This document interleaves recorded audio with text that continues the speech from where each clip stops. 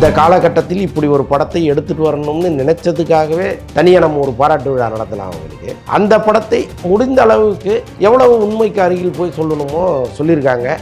Sensor நெருக்கடிகளுக்கு மத்தியில் இந்த படம் வந்து ஓரளவுக்கு சிதைவுடன் வந்திருக்கு, அவ்வளோதான். பெரிய அளவு இதை சிதைச்சு சின்ன பின்னமாக்கி பல இடங்களில் துண்டு துண்டாக தொங்காமல் அது ஒரு நேர்த்தியாக கொடுத்துட்டாங்க. திமுகவோட பிரச்சார படம்னு எடுத்துக்கலாம் அந்த படத்தை. அப்படி எடுத்துக்க முடியாதுங்க. ஏன்னா படத்தில் அண்ணா இருக்காரு, கலைஞர் இருக்காரு, அவங்க ரெண்டு பேரும் ஏதோ ஒரு ஓரமாக இருக்காங்க, அவ்வளோதான். அதை வேற ஒரு திசையில் நகர்ந்து போயிட்டு இருக்கு. நம்ம ஒரு தியேட்டரில் போய் இந்த படத்தை எப்படி பார்க்குறோமோ, இந்த கதையை எப்படி பார்க்குறோமோ, அந்த மாதிரி தான் படத்துக்குள்ளே இருக்கிற அண்ணாவும் கலைஞரும் இந்த படத்தை பார்த்துருக்கீங்க. ஒரு வரலாற்று படத்துல சித்தரிக்கப்பட்ட காட்சிகள்னு போட்டா அப்ப வரலாறே வந்து இவங்க மாத்தி சொல்றாங்கன்னு எடுத்துக்கிறதா அது எப்படி எடுத்துக்க முடியும்? அதுக்கு காரணம் என்னன்னா இந்த சென்சார் கொடுக்குற நெருக்கடி தான். அதுதாங்க இப்போ இந்த 3 ஹீரோ சப்ஜெக்டில் வந்து இருக்கிற பெரிய பிரச்சனையே அதுதான். எல்லாருக்கும் நீங்கள் ஒரு ஈக்குவல் இம்பார்ட்டன்ஸ் கொடுக்கணும். இதில் வெறும் சிவகார்த்திகேயன் மட்டுமே ஹீரோவாக இருக்காரு அப்படின்னா நீங்கள் அவரை நோக்கியே முழு கதையும் போயிருக்கும். இல்லை அதர்வா இருக்காரு, ஜெயம் ரவி இருக்காரு. இப்போ இவங்களுக்கான போர்ஷனை நீங்கள் ஒதுக்கி தரணும். அப்போ சிவகார்த்திகனுடைய போர்ஷனை நீங்கள் குறைச்சி தான் ஆகணும், வேறு வழி இல்லை. எல்லாருமே இங்கே ஒரு பெரிய குற்றச்சாட்டாக என்ன வைக்கிறாங்க, தமிழ் உணர்வு, தமிழ் போராட்டம், தமிழர் எழுச்சி, இது எல்லாத்தையுமே அவங்க கொச்சப்படுத்திட்டாங்களோ, இதில் வந்து தெலுங்கர்களை கொண்டு வந்து நுழைச்சிட்டாங்களோ அப்படின்லாம் சொல்கிறாங்க. வரலாறு என்ன சொல்லுதுங்கிறது தான் ரொம்ப முக்கியம். வசனங்கள் ஏன் சார் இவ்வளோ கட் பண்ணி நிறைய வசனங்கள் என்னன்னே புரியாமல் இருக்குது. அதுவும் முக்கியமான ஸ்டேஜில் அவர் பேசுகிற வசனங்கள் என்ன சொல்கிறாருன்னு கேட்க முடியல. கட் பண்ணியிருக்காங்க, மியூட் பண்ணியிருக்காங்க. ஸோ அது வந்து பெரிய குதிரலாக தான் இருக்குது. அது அவசியம் இல்லைன்னு தான் நான் நினைக்கிறேன். இங்கே எதை கண்டு இப்படி பயப்படுறாங்கன்னு எனக்கு புரியல. 1 கோடி பேருக்கு கேட்குற மாதிரி சுடுவோம். உலகெங்கும் வாழும் தமிழ் நெஞ்சங்களுக்கு கிறிஸ்டியின் அன்பு வணக்கம். நம்மோடு சினிமா விமர்சகர் வலைப்பேச்சு அந்தன் நினைஞ்சிருக்காரு. வணக்கம் சார். வணக்கம். எப்படி இருக்கீங்க சார்? நல்லா இருக்கேன் கிறிஸ்டி. நான் இன்ட்ரோவில் சொன்ன மாதிரி உலகெங்கும் வாழும் தமிழ் நெஞ்சங்கள்கிட்ட போய் சேர்ந்துச்சா பராசக்தி? உலகெங்கும் வாழும் தமிழ் நெஞ்சங்களுக்கு போய் சேரணும்னு தான் அந்த படத்தை எடுத்திருக்காங்க. அந்த படத்தை சுதா கொங்கரா இயக்குறாங்க அப்படிங்கும் பொழுது கட்டாயமாக வந்து எந்த வரலாற்று புனைவும் இருக்காது. ஏன்னா ஏற்கனவே வந்து ஒரு லைஃப் ஹிஸ்ட்ரி படத்தை அவங்க எடுத்திருக்காங்க. அதில் சில மாற்றங்கள் அவங்க பண்ணியிருக்காங்க. அது வந்து பெரிய விமர்சனத்துக்குள்ளானா கூட மேக்சிமம் வந்து அந்த வரலாற்றை அப்படியே பதிவு பண்ணியிருந்தாங்க அவங்க. கிட்டத்தட்ட அதே மாதிரி வந்து இந்த படமும் அமையுங்கிறது எல்லாருடைய எதிர்பார்ப்பாகவும் இருந்துச்சு. அதை மேக்சிமம் அவங்க பண்ணியிருக்காங்க. அது வந்து அது இந்த காலகட்டத்தில் இப்படி ஒரு படத்தை எடுத்துகிட்டு வரணும்னு நினைச்சதுக்காகவே தனியாக நம்ம ஒரு பாராட்டு விழா நடத்தலாம் அவங்களுக்கு. அந்த படத்தை முடிந்த அளவுக்கு எவ்வளவு உண்மைக்கு அருகில் போய் சொல்லணுமோ சொல்லியிருக்காங்க. சென்சார் நெருக்கடிகளுக்கு மத்தியில் இந்த படம் வந்து ஓரளவுக்கு சிதைவுடன் வந்திருக்கு, அவ்வளோதான். பெரிய அளவு இதை சிதைச்சி சின்ன பின்னமாக்கி பல இடங்களில் துண்டு துண்டாக தொங்காமல் அது ஒரு நேர்த்தியாக கொடுத்துட்டாங்க. அதுக்கும் கூட நம்ம வந்து கொஞ்சம் அடடா இப்படி வந்திருக்கேன்னு ஆச்சரியப்படலாம். ஓகே. ஆனால் திமுகவோட பிரச்சார படம்னு எடுத்துக்கலாம் அந்த படத்தை. அப்படி எடுத்துக்க முடியாதுங்க. ஏன்னா படத்தில் அண்ணா இருக்காரு, கலைஞர் இருக்காரு, அவங்க ரெண்டு பேரும் ஏதோ ஒரு ஓரமாக இருக்காங்க, அவ்வளோதான். கதை வேற ஒரு திசையில் நகர்ந்து போயிட்டுருக்கு. நம்ம ஒரு தியேட்டரில் போய் இந்த படத்தை எப்படி பார்க்குறோமோ, இந்த கதையை எப்படி பார்க்குறோமோ, அந்த மாதிரி தான் படத்துக்குள்ளே இருக்கிற அண்ணாவும் கலைஞரும் இந்த படத்தை பார்த்துருக்காங்க. ஸோ அதனால் வந்து அது திமுகவினுடைய பிரச்சார படம்னு நம்ம சொல்லவே முடியாது. அது ஏன் இப்படி ஒரு தவறான புரபகண்டா வருதுன்னு நமக்கு தெரியல. ஆனால் இந்த மாணவர்களுடைய உந்துதல்ங்கிறது அன்றைக்கி திமுகவில் அண்ணாவினுடைய பேச்சும், கலைஞருடைய பேச்சும், ஈவேகே சம்பத்தினுடைய பேச்சும், இன்னும் சில தலைவர்களுடைய பேச்சுமாக தான் இருந்திருக்கு. அவர்களெல்லாம் இல்லாமல் இப்படி ஒரு எழுச்சியை மாணவர்கள் முன்னெடுத்திருக்கவே முடியாது. படத்திலே ஒரு டயலாக் வந்து சிவகார்த்திகேயன் சொல்லுவார், இந்த அண்ணா பேசுகிறதையும் கொஞ்சம் கேள்றாம்பார். அப்போ அந்த அண்ணா பேச்சை தான் எப்போதும் கேட்டுக்கிட்டு இருக்காங்கிறது இன்னொரு பொருளாக அது வருது. அப்படியெல்லாம் ஒரு எழுச்சியான உரை கேட்கலன்னா அந்த மாணவர்கள் அவ்வளோ பெரிய ஒரு புரட்சிகரமான விஷயத்துக்குள்ளே இறங்கியிருக்கவே மாட்டாங்க. இப்போவும் நீங்கள் அண்ணாவினுடைய பேச்சு இருக்குது, நீங்கள் யூடியூப்பில் போய் எடுத்து கேளுங்க. அதேமாதிரி அண்ணாவினுடைய எழுத்துக்களை படித்து பாருங்கள். இன்றைக்கும் நீங்கள் வந்து கனெக்ட் ஆக முடியும். உங்களுக்குள்ள ஒரு உணர்ச்சி ஒன்று வரும். அதை அப்படி படிச்சிங்கனாலே உங்களுக்கு வந்து ஒரு வேகம் வரும். அப்படி எழுதியிருப்பார் அண்ணா. ஸோ அப்போ அந்த காலத்தில் அண்ணாவை வந்து நேசித்து லட்சக்கணக்கானவர்கள் நின்று கேட்ட அந்த கூட்டம் இருக்குது. அந்த கூட்டத்திலிருந்து ஒருத்தன் தானே அந்த படத்தோட ஹீரோ. அப்போ திமுகவுக்கு சாதகமான படமா, திமுகவுக்கு பிரச்சார படமான்னு கேள்விகளெல்லாம் ஒதுக்கி வச்சுட்டு பார்த்தீங்கன்னா ஏதோ ஒரு வகையில் இப்படி ஒரு சம்பவத்திற்கு அவங்க காரணமாக இருந்திருக்காங்க, அவ்வளோதான். மற்றபடி இதில் வேற ஒரு கனெக்ஷனுமே இல்லை படத்தில். ஓகே, ஆனால் அது படத்தில் நீங்கள் சொல்கிற மாதிரி கனெக்ஷன் இல்லை அப்படின்னா வரலாற்றுப்படி இப்போ அவங்க ஆரம்பிச்சு வச்ச விஷயம் தானே அது. அது ஒரு தப்பான வரலாறாக போய் சேர்ந்துடாதா? ஏன்னா இப்போ அவங்க அண்ணாவை காட்டுறதெல்லாம் வந்துட்டு அவருக்குன்னு தனியாக ஒரு எலிவேஷனோ இன்ட்ரோ எதுவுமே கிடையாது. டக்குன்னு திடீர்னு பார்த்தா சேத்தனை பார்த்தோம், அவர் தான் அண்ணான்னு சொல்கிறாங்க. ஆமாம். டக்குன்னு கலைஞரை பார்த்தா அவர் ஒரு கேரக்டர் ஒருத்தர், அவர் தான் கலைஞர் அப்படிங்கிறாங்க. அது ஒரு மாதிரி ரொம்ப தப்பா இல்லையா அந்த விஷயம்? இல்லைங்க, கதை அவங்கள் குறித்த கதை இல்லைல்ல. இப்போ அண்ணாவினுடைய வாழ்க்கை வரலாறோ கலைஞருடைய வாழ்க்கை வரலாறோ கதை இல்லைல்ல. ஒரு இளைஞன் அவன் கல்லூரியில் எப்படி இருக்கான், அங்கே ஏற்பட்ட ஒரு விபத்துக்கு பிறகு அவன் என்னவா மாறுறான், மீண்டும் அவன் எப்படி அந்த இயக்கத்துக்குள்ளே வர்றாங்கிறது தானே கதை. அவனுடைய முடிவு என்ன ஆகுறதுங்கிறது கதை. ஸோ அதை தான் அவங்க சொல்ல முடிவு பண்ணியிருக்காங்களே தவிர அவங்கள பற்றி பேசணுங்கிற அவசியமே இல்லையே. ஓகே, அதனால அந்த இது கொஞ்சம் போர்ஷன் கம்மியாகவே இருக்கு, அவ்வளோதான். ஓகே, இப்போ சென்சாரில் சித்தரிக்கப்பட்ட காட்சிகள்னு போடுறாங்க கீழே சைடில். இப்போ வெளிநாடுகளில் படம் பார்த்தவங்க சொன்னது அந்த மாதிரிலாம் எங்களுக்கு போடலை அப்படிங்கிற மாதிரி. ஒரு வரலாற்று படத்தில் சித்தரிக்கப்பட்ட காட்சிகள்னு போட்டால் அப்போ வரலாறே இவங்க மாற்றி சொல்கிறாங்கன்னு எடுத்துக்கிறதா? அது எப்படி எடுத்துக்க முடியும்? இல்லை, ஆரம்பத்தில் டிஸ்க்ளைமரில் அவங்க போட்டுறாங்க, படத்தில் வருகிற எல்லா காட்சிகளுமே ஏதோ ஒரு வகையில் யாரோடைய கனெக்ட் ஆச்சுன்னா தற்செயலாக நடந்தது தான், இது முழுக்க முழுக்க புனைவு தான் அவங்க போட்டாங்க.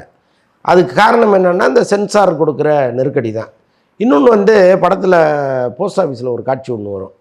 நிறைய வயதான பெண்மணிகள் அவங்க பிள்ளைகளுக்கு பணம் அனுப்பணும்னு வருவாங்க. எல்லாமே ஹிந்தியில் இருக்கும். அப்போ அவங்களுக்கு ஒன்றுமே புரியாமல் 8வது படித்த என்னையே தற்கொலை ஆகிட்டானேன்னு அந்த அம்மா கதறும். இது சித்தரிக்கப்பட்டவைன்னு போட்டிருப்பாங்க. இப்போ என்ன நடந்திருக்கு அப்படின்னா, மணி ஆர்டர் ஃபார்ம் முழுக்க முழுக்க இந்தியிலே அடிக்கப்பட்டது, அந்த காலத்தில் அப்படி இருந்துச்சுன்னு அவங்க ஷூட்டிங் எடுத்துட்டாங்க. எடுத்தோடனே இப்போ சென்சாரில் ஆர்கியூ பண்ணுறாங்க, இது எப்படி நீங்கள் இந்த காட்சியை வைக்கலாம், இப்படி ஒன்று நடந்துச்சா அப்படின்னு கேட்கும்போது, நடந்துச்சு, நாங்கள் வரலாற்றின் அடிப்படையில் தான் இதை வச்சுருக்கோம் அப்படின்னோடனே, அப்போ வரலாற்று ஆவணங்களே எடுத்துகிட்டு வாங்கன்ட்டாங்க. உங்களால் எப்படி வரலாற்று ஆவணங்களை கொண்டு வர்றது கஷ்டமாயிடும். கொண்டு வர்றது கஷ்டம். பழைய மணி ஆர்டர் இதை எடுத்துகிட்டு கொடுக்க முடியாது. நீங்களாம் மணி ஆர்டர் பண்ணீங்களான்னு எனக்கு தெரியல, அந்த அனுபவம் உங்களுக்கு கிடையாது, எனக்கெல்லாம் இருக்குது. தமிழ்லேயே ஃபார்ம் வந்துச்சு, முதல்ல ஆங்கிலத்தில் இருக்கும். நாங்கள்லாம் மணி ஆர்டர் அனுப்பும்போது ஆங்கிலத்தில் தான் இருந்துச்சு. அப்புறம் ஒரு கட்டத்தில் ஒரு பெரிய போராட்டம் பிடித்து அதை தமிழில் மாற்றினாங்க. தமிழ்லையும் நான் அனுப்பியிருக்கேன், ஆங்கிலத்திலையும் அனுப்பியிருக்கேன். இன்றைக்கி வாட்ஸ்அப்பில் அனுப்புகிறோம், ரொம்ப ஈஸியாக போயிடுச்சு பணம் அனுப்புகிறதுங்கிறது. ஆனால் கிராமப்புறங்களில் படிக்காத இளைஞர்கள் மத்தியில், இப்போ வயதானவர்கள் மத்தியில் ஒரு மணி ஆர்டர் ஃபார்மை முழுக்க நீங்கள் ஹிந்தியில் கொடுத்தீங்கன்னா அவங்க என்ன வாங்க, இது நடந்திருக்கு, ஆனால் நீங்கள் ஆவணத்தை கொடுங்கும்போது கொடுக்க முடியல, அப்போ சித்தரிக்கப்பட்டவைன்னு போடுங்கிறாங்க. அப்படி தான் பல காட்சிகள் அதில் சித்தரிக்கப்பட்டவைன்னு வருது. அது எல்லாமே நடந்த சம்பவங்கள், ஆனால் உங்களுக்கு சாட்சிகளை கொடுக்க முடியல, அதன் காரணமாக தான் சித்தரிக்கப்பட்டவை அப்படின்னு போடுறாங்க. ஓகே, நிறைய பேர் சொன்னது சிவகார்த்தியனுக்கு இன்னும் கொஞ்சம் ஸ்கோப் கொடுத்து ஏதாவது நடிக்க வச்சிருக்கலாம். ஏன்னா 2-3 காட்சிகள் அழுகிற காட்சிகள் இருக்கு, பெருசா இருக்கு. ஆனா சூரரை போட்டுல சூர்யாவை பார்க்கும்போது அவ்வளோ யூஸ் பண்ணியிருந்தாங்க. இப்போ இறுதி சுட்டு எடுத்துட்டாலுமே மாதவனோட கேரக்டர் ரொம்ப பேசப்பட்டது. ஆனா இதுல சிவகார்த்தியனோட கேரக்டர் பெருசா பேசப்படுமா? செழியன்ற கேரக்டர் ஒரு இதாவே போயிடுச்சு அப்படின்றாங்க. அதுதாங்க இப்போ இந்த 3 ஹீரோ சப்ஜெக்டில் இருக்கிற பெரிய பிரச்சனையே அதுதான். எல்லாருக்கும் நீங்கள் ஒரு ஈக்குவல் இம்பார்ட்டன்ஸ் கொடுக்கணும். இதில் வெறும் சிவகார்த்திகேயன் மட்டுமே ஹீரோவாக இருக்கார் அப்படின்னா நீங்கள் அவரை நோக்கியே முழு கதையும் போயிருக்கும். இல்லை, அதர்வா இருக்கார், ஜெயம் ரவி இருக்கார். இப்போ இவங்களுக்கான போர்ஷனை நீங்கள் ஒதுக்கி தரணும். அப்போ சிவகார்த்திகேயனுடைய போர்ஷனை நீங்கள் குறைச்சி தான் ஆகணும், வேறு வழி இல்லை. அதற்கு சிவகார்த்திகேயன் ஒத்துக்கிட்டது தான் பெரிய விஷயம். ஏன்னா இப்போ சிவகார்த்திகேயன் மாதிரி இவ்வளோ பெரிய உயரத்தில் இருக்கிற ஒரு நடிகர் இதற்கெல்லாம் சம்மதித்து, சரிங்க பரவாயில்ல, ஒரு போர்ஷனை ஏற்றிக்கிறீங்களா, ஒரு போர்ஷனை ஏற்றிக்கிறீங்களா, என்னது குறையுதா, பரவாயில்ல அப்படின்னு சொல்வதற்கே ஒரு மனநிலை வேணும். அவர் இந்த கதை ஒரு முக்கியமான படத்தில் நாம் இருக்கோங்கிற உணர்வு, இது எல்லாமே சேர்ந்து தான் அந்த முடிவுக்கு வந்திருக்கிறாரு.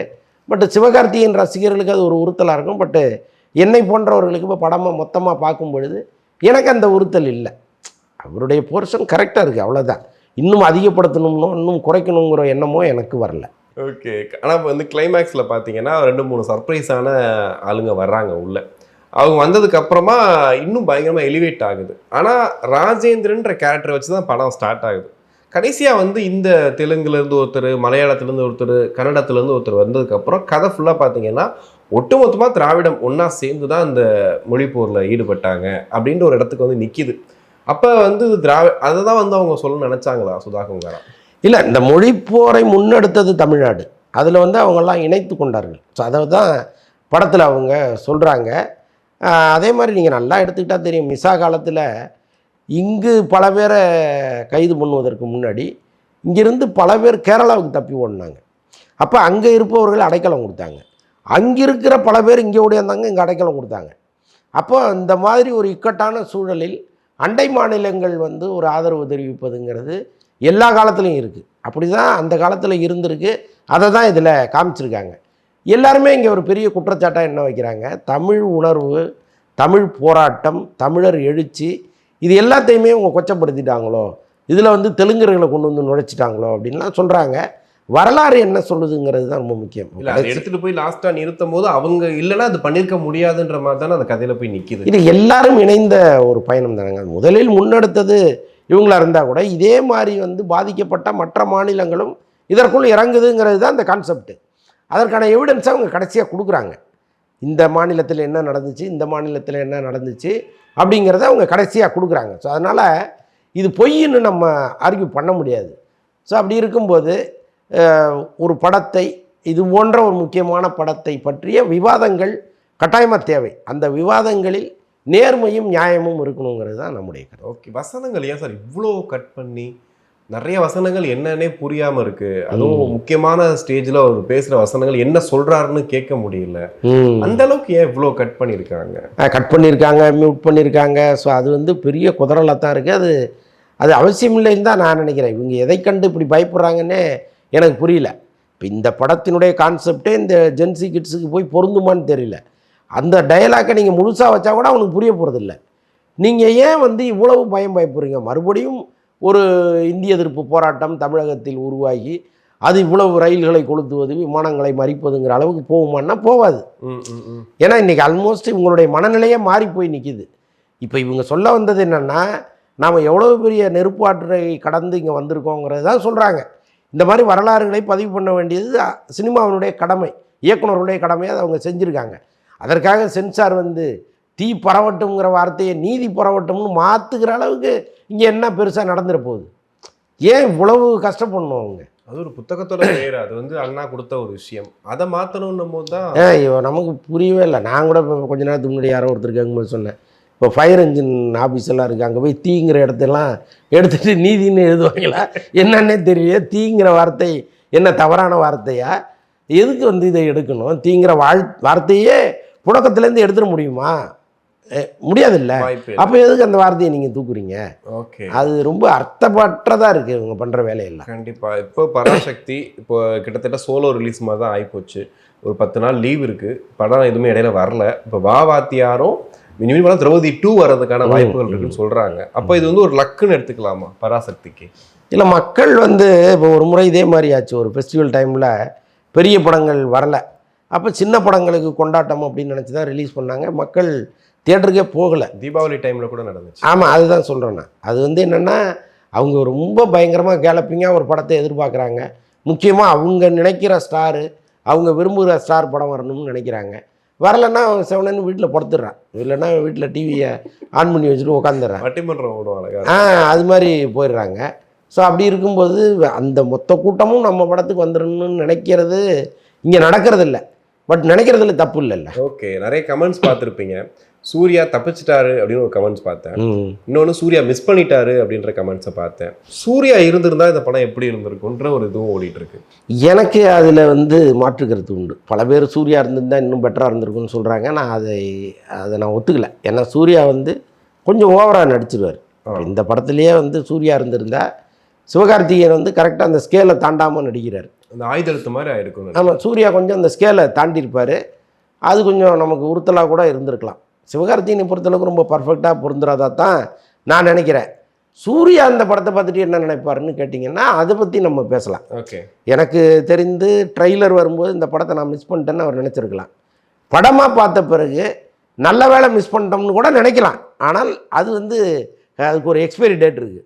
ஏன்னா இந்த படம் வந்து இன்றைக்கி அப்படி உங்களை நினைக்க வச்சா கூட ஒரு 2-3 நாளில் இந்த பெண்கள் கூட்டம் உள்ளே வந்து ஒரு பேராதரவு வந்து இந்த படம் பெரிய ஹிட் ஆயிடுச்சுன்னு வச்சிங்களேன், கட்டாயமாக நம்ம மிஸ் பண்ணிட்டோன்னு தானே அவர் நினைக்க போகிறாரு. அப்போ இது என்னவாக போகுதுங்கிறதே நம்ம இப்போ கணிக்க முடியல. இந்த படத்தை நம்ம கணிக்கவே முடியல. ஏன்னா சோசியல் மீடியாவில் ஒவ்வொருத்தருக்கும் ஒரு கருத்து இருக்குது. அந்த கருத்தை வந்து இந்த படத்தின் மீது வைத்து திணிக்கிறாங்க. இப்போ முக்கியமாக வந்து விஜய் ரசிகர்களுக்கு இந்த படத்தின் மீது ஒரு பெரிய எரிச்சல் வந்துருச்சு. அதுக்கு காரணம் அவங்க தான். விஜய் படத்தோடு மோத நினைச்சதே பெரிய தவறுன்னு விஜய் ரசிகர்கள் நினைக்கிறாங்க. விஜய் படம் இப்போ வரலன்னா கூட அந்த கோபத்தை அவங்க மாற்றிக்கிறதுக்கு தயாராக இல்லை. நீ நினைச்சல்ல உன்னை விட மாட்டாங்கிறாங்க. அப்போ இந்த படத்தை அடிப்பது, சிவகார்த்திகேயனை அடிப்பது, அது வந்து தொடர்ந்து அவங்க செய்கிறாங்க. அது ஒரு பெரிய ரோல் பண்ணுது. ஸோ இப்போ எல்லாமா சேர்ந்து இந்த குட்டை வந்து குழம்பி போய் கிடக்கு. இது தெளியறதுக்கு 2 நாள் ஆகும். இது தெளிஞ்ச பிறகு வேற ஒரு கூட்டம் உள்ளே வருது இல்லை, அது இந்த படத்தை ரசிச்சிருச்சுன்னா இதோடைய வேகமே வேறு. கண்டிப்பாக சார், நிறைய விஷயங்கள் பேசணும். நன்றி.